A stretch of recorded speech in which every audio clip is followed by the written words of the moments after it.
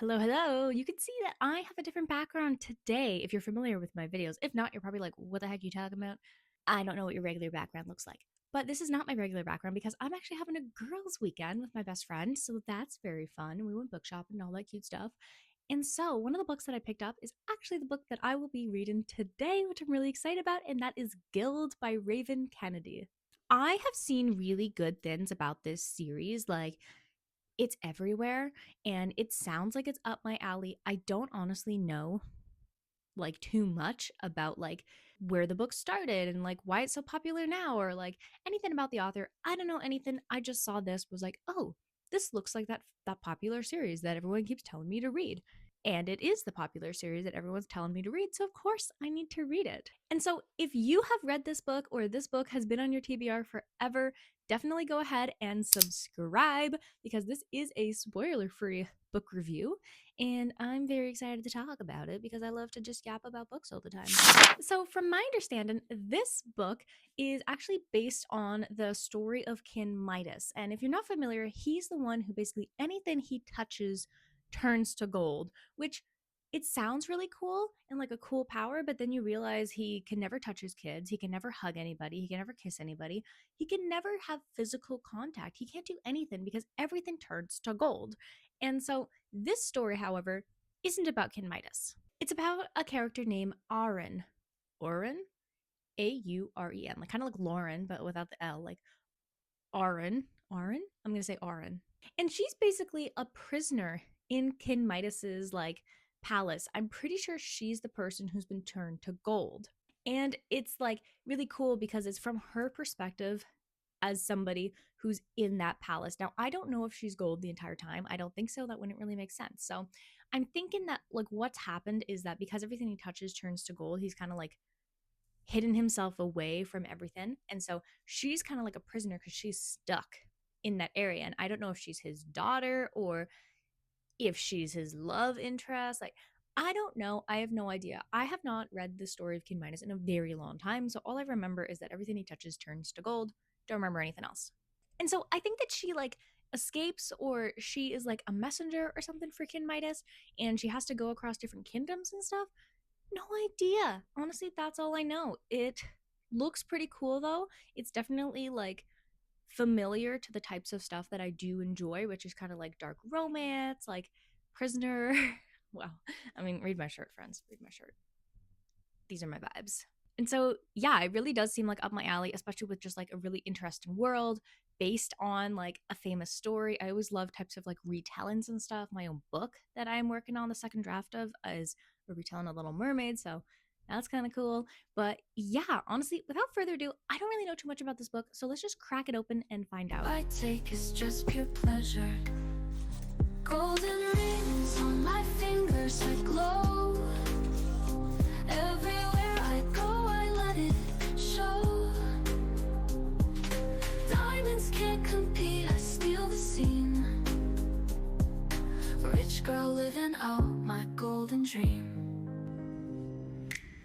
Got a crown of gold sitting on my head.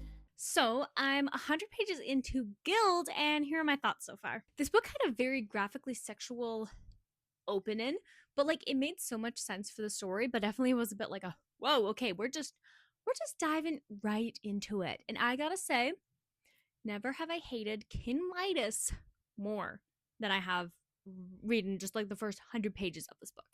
Like, please tell me he's not actually the love interest, or I will riot. Where we're at, basically, is we're introduced to our main character, Aura, and basically, she has been gold touched, which, if you know the story of King Midas, and like kind of mentioned earlier, anything he touches turns to gold. And so, what's a bit different in the story is that I think he can kind of do it all on command. It's still a bit mysterious, like how he can do certain things, especially because he has a bunch of courtesan women that are also known as like saddles. Yeesh. And so Aura is basically the only character who's been gold touched. And so that basically means that her hair is gold, her skin is gold, everything about her is gold except for her eyes and her teeth, although her irises are gold. And so that makes her really special because she's the only person like that in the entire world. And so being King Midas, the way that his character is written is he collects stuff. And he is proud of his possessions. She's a possession, she lives in a cage. And she's been with him for like 10 years. And like, it's really sad because she loves him and she thinks this is the proper way to be treated, and that like because he saved her because she was like an orphan, that she deserves to be treated like this, and that she should be thankful for everything he's ever done for her. He's like a gaslighting champion. It's awful. And so we're following her just as she's kind of like going around doing her thing, which is really just being in her cage and interacting with Midas and people looking at her and being like, why are you so special, huh? And it's really interesting to follow her thoughts because you can see that she doesn't really agree with her situation, but she's been so brainwashed by him that she thinks that it's normal and this is the way that it's supposed to be. Even though she has moments where she's like, I don't want to be in this cage. Then there's other moments she's like, no, no, no, I shouldn't have done that. I'm so I'm so grateful for Midas. It's also her character. I really like her. She's always looking on the bright side, and even though there's like all this awful stuff, her whole life situation is awful, being like a pet for this guy. And so she's always like, well, on the bright side, at least this. And she's just trying to be as positive as possible and to try to not think. She drinks a lot. So her whole life is just drinking a lot, sexually servicing Midas, and being in a cage for everyone to look at and be jealous of. And so she is actually the center of a bargain between Midas and another kin, and it really just messes up her entire worldview, and she doesn't know like what is going to happen to her, and like what is actually true. Like, has everything she believed in like about the type of people and person and situation not real, which we as readers know that it's not a good situation at all. But she's realizing it, and so it's going to be interesting to see like where this goes, because she's part of this bargain, and there's like all these different kingdoms and stuff with different kins who have like different powers. Like there's one who can like touch something and it multiplies. There's obviously Midas with the gold, and then there's also another guy who like anything he touches rots, which sounds awful, like rot and decay. But there's like a bunch of other ones as well, and they're trying to steal like each other's land as they do. And so I'm really enjoying it so far. I really like it. I like how different the character is. I like the setting. It's definitely like a very like oof, like that's a rough situation. It could be very triggering for sure for people. So definitely check out the trigger warnings if you're thinking about reading this book. But so far, I'm having a good time with it. So I'm going to continue to read it, and I will update you around the halfway mark. So I will see you then.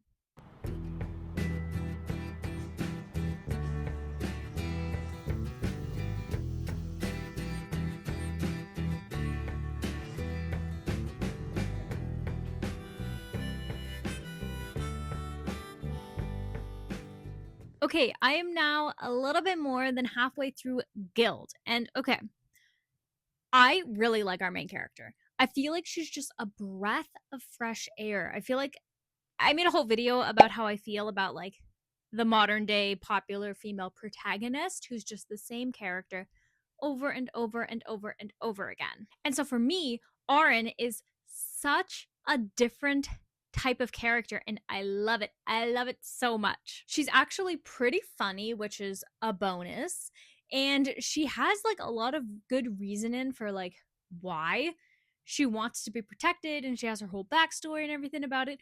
But she also has her very human moments where she's like, she knows that the way she's being treated isn't right, but she refuses to acknowledge that. And so she distracts herself and runs away from her problems, which is just like such a relatable character. And she's always looking on the bright side of things, which I like. And she's really lonely and she wants a friend. And she's just such a nice person. And she's just so cool. I really like her. She also has 24 ribbons on her back that I'm like imagining that as like tentacles or like spider limbs, because she can move them, and I imagine she could probably beat people up with them, but I don't think she's ever been in a fight really, so I could see there being use of those tentacle spider limbs being like fight off some bad guys and stuff. Maybe stab Midas in his stupid face. But yeah, this girl's really going through it. Like the amount of heartbreak and trauma that she continues to live with every single day is done in a really, really realistic manner. And it does a good way of showing like what it's like to be gaslit. And also just the way that women are just so disrespected all the time. Like, for instance, at one point, Midas was like, You just sit there, play your silly instrument, and look pretty. The men are talking right now. Like, ew, ew, ew, what a gross, yucky guy. Also, the fact that he was in his 20s when he and like Auron started their relationship, she was 15. I'm just saying, she was 15. So yeah, I have a lot of feelings. I'm really enjoying this book. I think the beginning of it, I was like, oh, like, I don't know if this is gonna be the type of book that I want to read, but so far I do really like it. I really love just her character. I love the other characters, like the really grumpy guard, Digby, who he's just such a vibe. I love him. And Sail, I really like Sail as a character as well. And even the other, like some of the other saddles have potential friend maybe in them.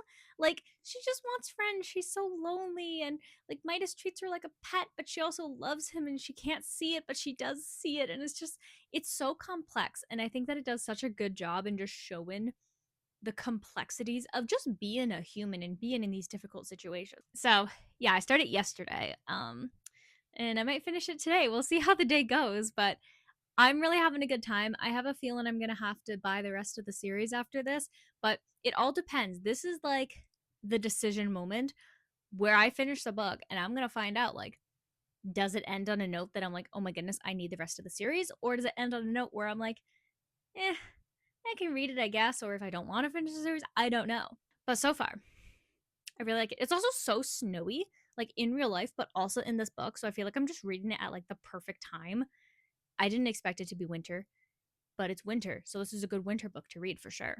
So I'm going to continue to read Gild, and I will update you when I finish the book. So I will see you then with my final thoughts and what I will rate this book, and if I will be reading the rest of the series.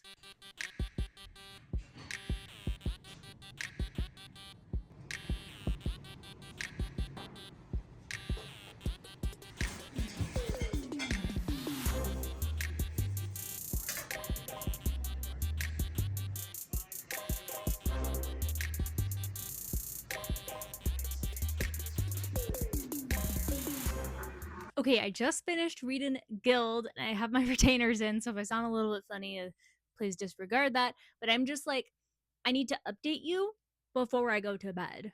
This book, I really like it. I love that poem at the end and like the plot twist and like all this stuff that happened. I'm like, what? This went in so many directions like that I never expected it to go. And the writing is like brilliant. There are definitely some really, really hard to read scenes in this book. So I feel like I need to really emphasize the point that please check out the trigger warnings before you read this book because there are some really, really hard and descriptive things that happen to the main character and other characters around her. Yeah, it's hard to stomach. But this book, I'm really looking forward. I have to get the rest of the series now because of how much I enjoyed this book. I really thought that it was done well. Obviously, not that this is a good thing, but done well. The way that women are treated in this book is very reflective of how women have been treated forever. And it's always like, oh, the men will do this, like the men will do that, like you're nothing. But Aura's able to use that to her advantage. Like she can sneak by people because they're like, whatever, it's just the favored. It's just the girl. She's not a threat to us. Nothing like that. But like Aura's so clever. She's so clever and she's so kind and just has such a big heart.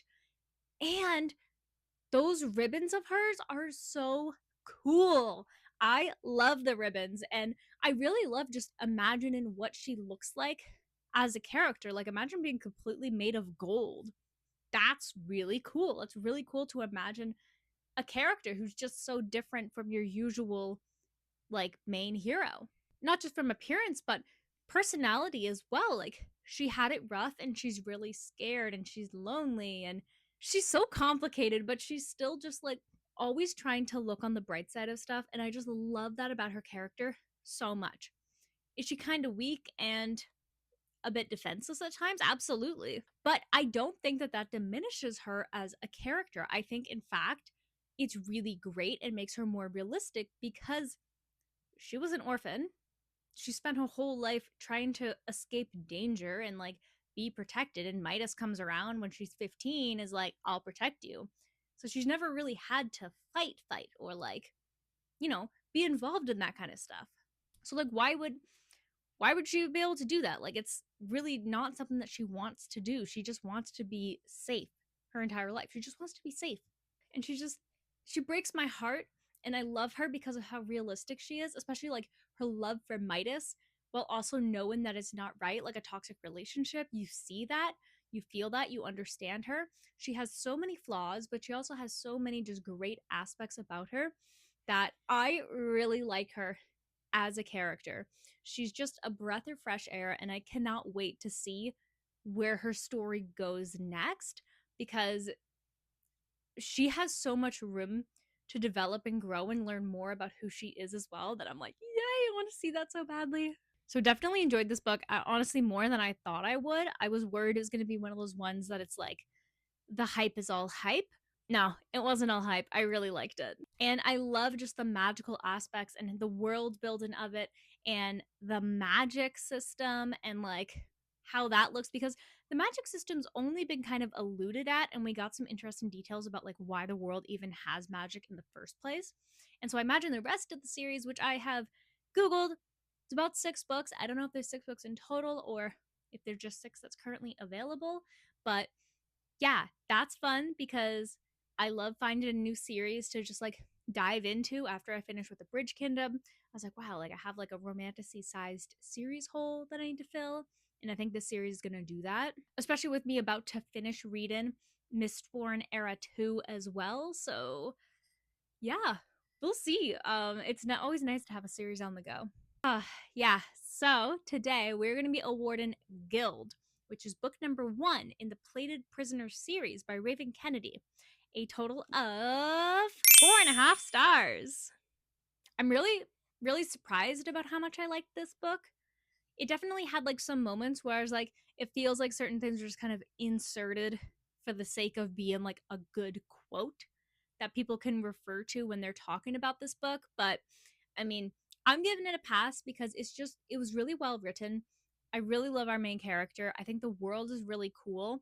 And I want to see what happens next and what the rest of the story is going to go with and like what the Goldfinch even is. Yeah, so definitely a good read. If you are on the fence about reading this book, this is your sign that you should probably read it as long as you're okay with the trigger warnings in it because like I said it is a bit of a hard read when certain things happen to certain characters. If you're okay with that, then definitely consider picking up the first book. I will be probably at this point reading the entire series, so if you're interested in kind of my whole thoughts in the series, I plan on making a video about every single one of them as long as every single book is readable.